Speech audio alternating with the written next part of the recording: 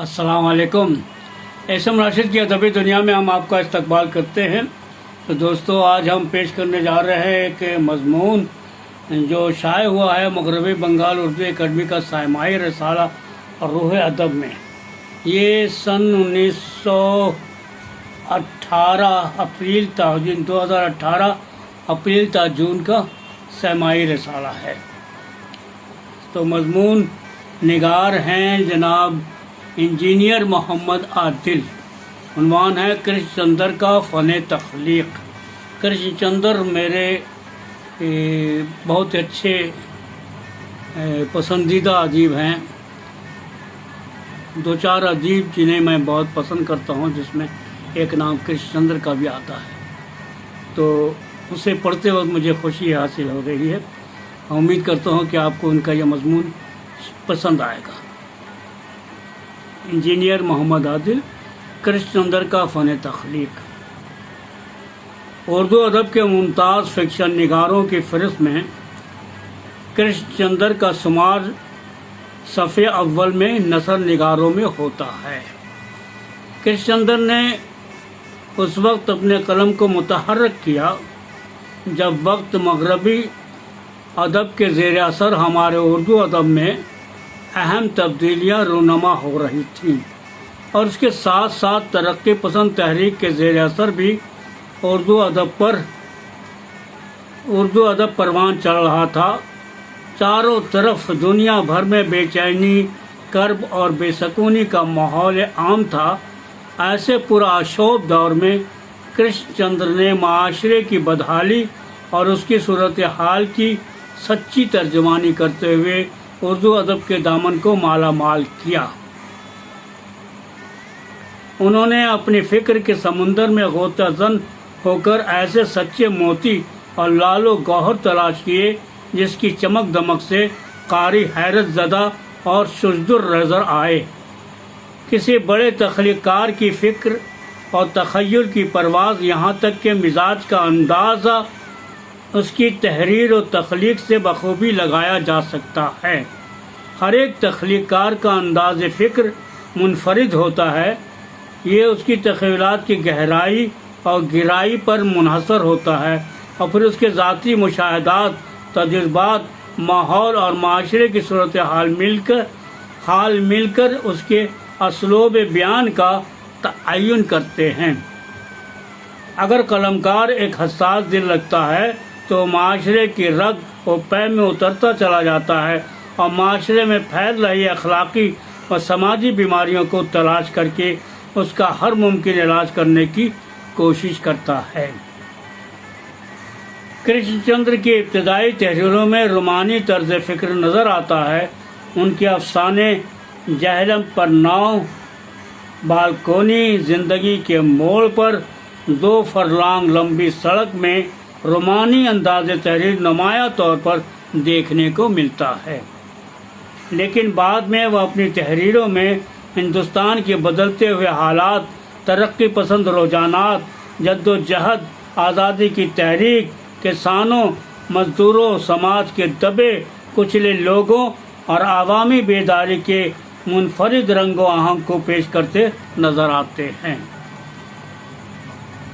प्रेमचंद के बाद उर्दू अफसाना निगारी के सिलसिले से जो मकबूलियत कृष्ण चंद्र के हिस्से में आई, उसे हरगिज़ दरकिनार नहीं किया जा सकता है।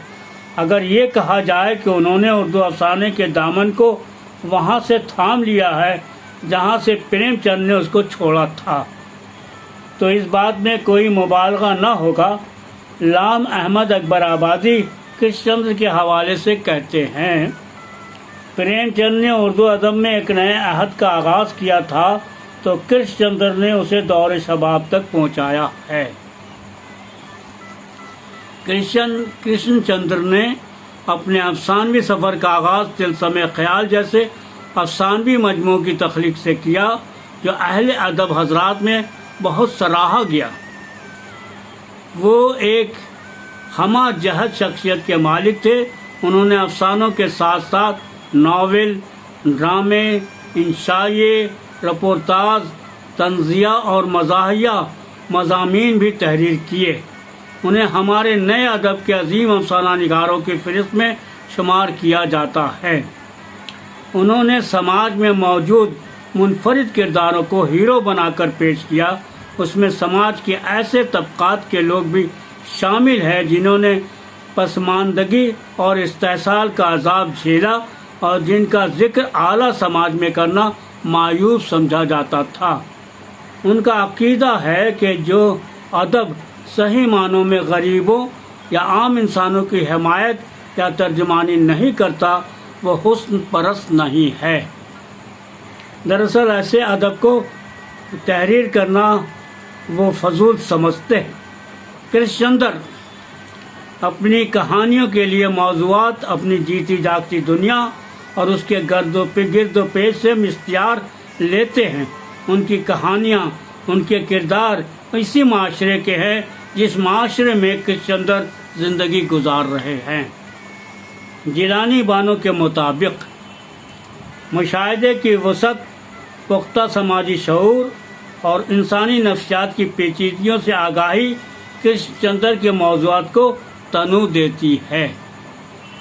انہوں نے اپنی کہانیوں کے لیے سماج کے مختلف لوگوں کو تلاش کیا، ان کی مصیبتوں اور پریشانیوں کو محسوس کیا اور پھر ان کی زندگی کی حقیقی ترجمانی کرتے ہوئے سماج کو بیدار کیا۔ ان کے افسانوں اور ناولوں میں دیہاتی اور شہری دونوں ماحول کی مکمل عکاسی ملتی ہے۔ کردار نگاری کے ساتھ ساتھ وہ منظر نگاری پر بھی قدرت رکھتے ہیں۔ انہوں نے کشمیر کی دیہاتی زندگی اور بمبئی کے ماحول کی مکمل تصویر کشی کی ہے، جس کا مطالعہ کرنے کے بعد قاری خود کو اسی ماحول سے آشنا پاتا ہے جس ماحول اور معاشرے کی وہ عکاسی کر رہے ہوتے ہیں۔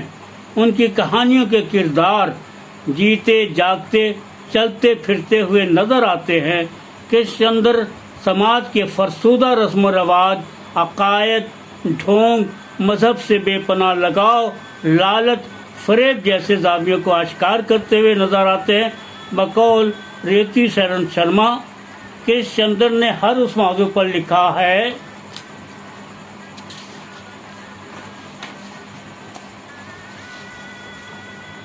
جس پر لوگ لکھنے کی سوچتے نہیں تھے۔ اس کا ادب زمان و مکان اور زندگی کے پورے احاطے میں پھیلا ہوا ہے۔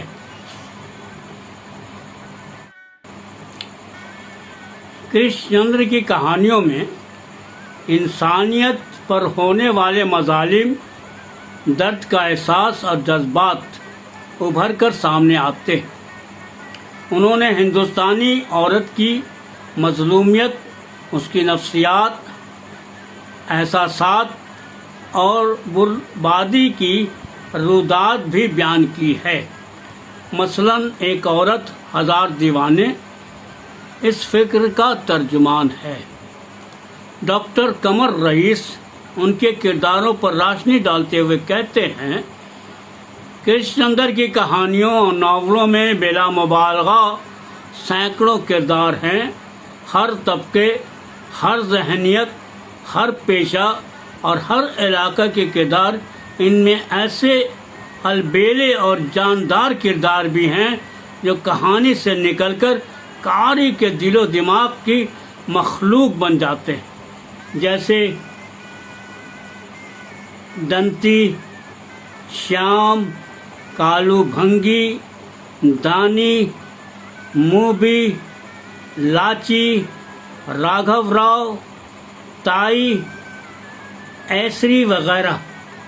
پھر یہی نہیں، کرش چندر کی ناولوں اور کہانیوں میں وادیاں، سڑکیں، پل، سمندر، آسمانی آبشار، درخت، پھول، پرند، چرند سب علامتی یا تمثیلی کردار بن جاتے ہیں، اور یہ سب مل کر ایک ایسے مؤثر اور معنی خیز ماحول کی تخلیق کرتے ہیں جو کسی دوسرے فنکار کی تخلیقات میں نہیں ملتا۔ ان کے افسانے فنی و معنوی دونوں لحاظ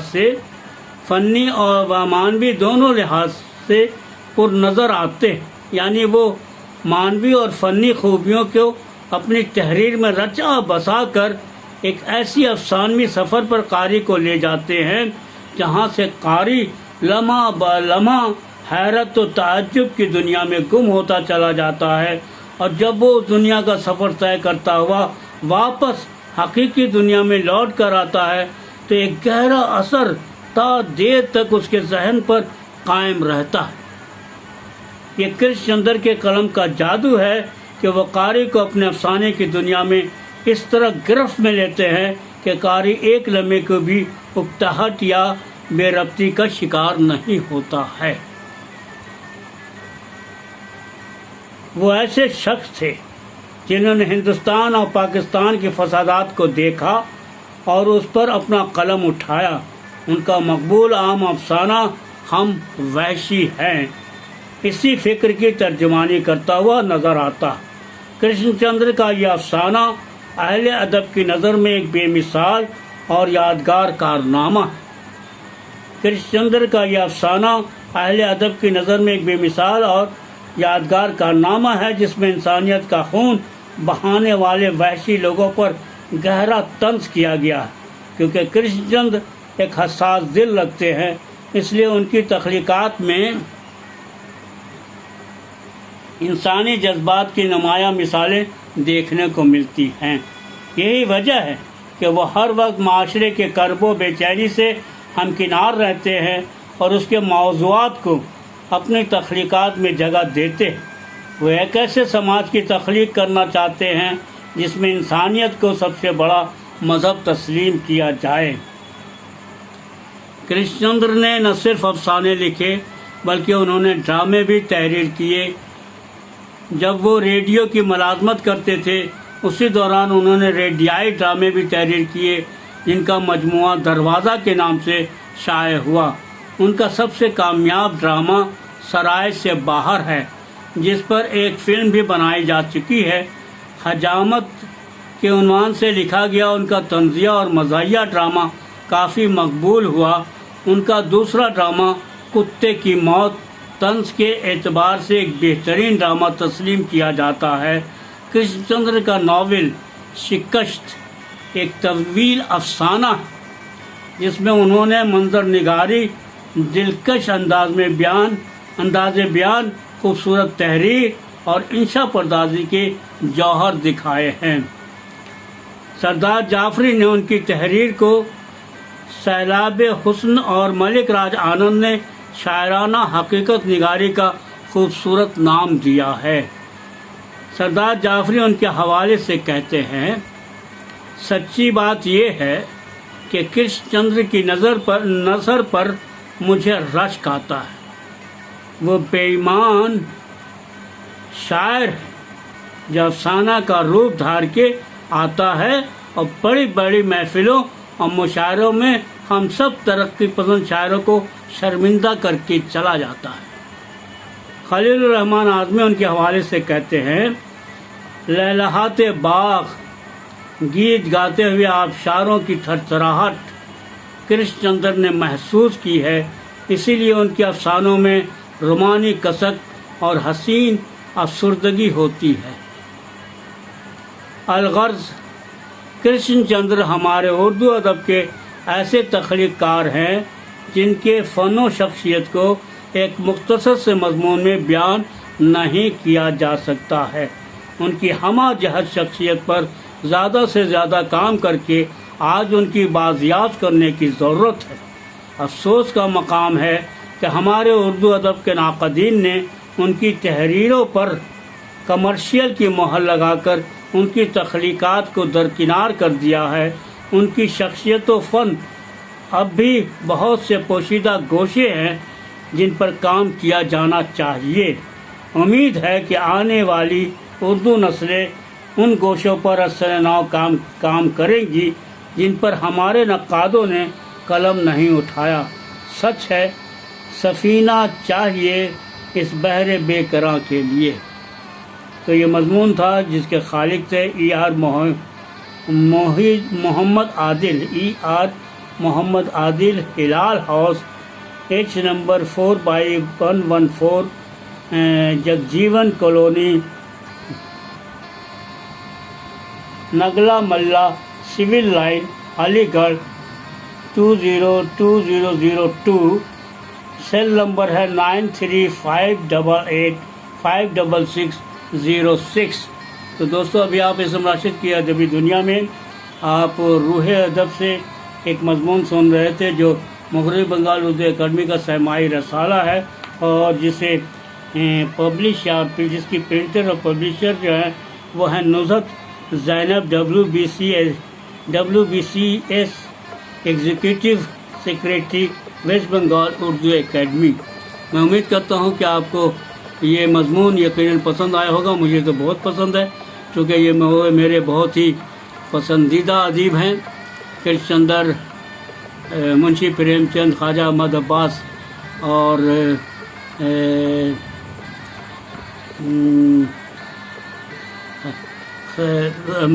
बेदी और बहुत सारे लोग, इलियास गद्दी और किसका नाम लूँ, अदब में बहुत बड़े बड़े नाम मौजूद हैं। सबको पढ़ना, सबको समझना बहुत मुश्किल है, लेकिन कुछ ऐसे अदीब होते हैं जो दिल में उतर जाते हैं। इसी दिल उतरने वाले जो एक अदीब हैं उसमें कृष्णचंद्र का नाम सर फहरिस्त आता है और मैं उन्हें बहुत पसंद करता हूँ। उनके 2-3 ड्रामे भी मैं खेल चुका हूँ। मैं उम्मीद करता हूँ कि आप लोगों को भी उनका ये मजमून ज़रूर पसंद आया होगा। पसंद आए तो ज़रूर से ज़रूर लाइक कीजिएगा, शेयर कीजिएगा, कमेंट कीजिएगा। तो दोस्तों हम फिर मिलते हैं आपके अपने इसी प्रोग्राम में जिसका नाम है एसएम राशिद की अदबी दुनिया। अल्लाह हाफिज़।